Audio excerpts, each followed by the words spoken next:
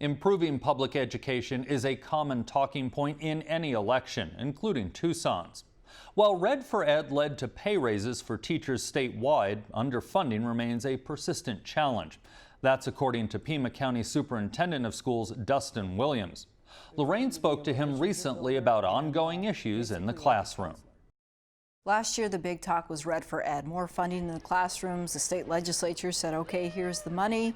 Doesn't necessarily fix all of our problems, though. It definitely does not fix all our problems, and it definitely can't stop. The governor's 20 by 2020 is a significant step in the right direction. It's desperately helping these schools, but if it stops at 2020, we're going to be right back to where we are. And we still have a long way to go, especially when we're talking teachers and champions in the classroom. Arizona still ranks toward the bottom, though, or nearly at the bottom, in a lot of different ratings and reports. What does that mean for right now in the interim? Right now, that's a bad image nationally. You'll see that number 49 pop up all the time. Or you'll see 50th for elementary teachers' pay. And so that's a bad image that we have, especially if you're someone Googling education in Arizona.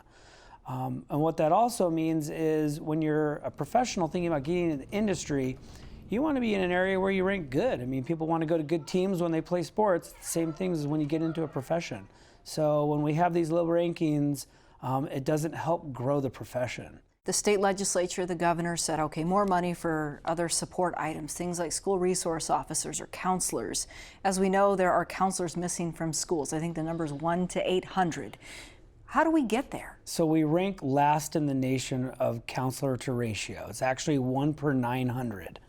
The way we get there, again, is you have to fund these positions, and these positions are desperately needed, especially when you see the statistics of students and mental health and where we're going, and the suicide rates, which are alarming, and just the safety and well-being of our children.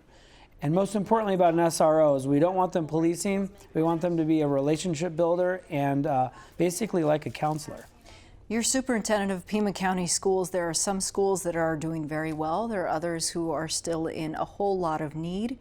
Why is there such an imbalance when it comes to certain demographics? That's a really great question. And a lot of it comes to the leaderships of these individual districts and the thinking outside the box and also the resources around them. Some of these districts are fortunate to have income levels or the amount of money that people make around their schools. They're wealthy, and so they can donate and help schools, and every dollar goes a long way, and I mean a long way.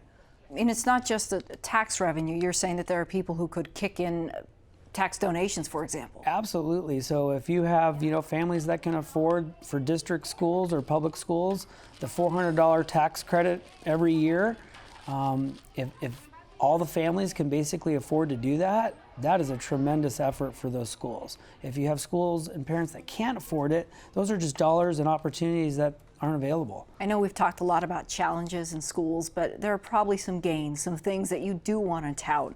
What do people need to know about the good things that are happening in schools? The people that are in the classroom are the hardest working individuals in the world. That's what we see all the time when we go into schools. So we will see some of the dilapidated buildings and shortages of teachers, but when we see those teachers working with those kids, we see smiles on their faces, we see the students working really, really hard, and we just see a good energy in the room, and that's what's really, really positive about the community in Pima County. Dustin Williams, thanks for being here. Thank you.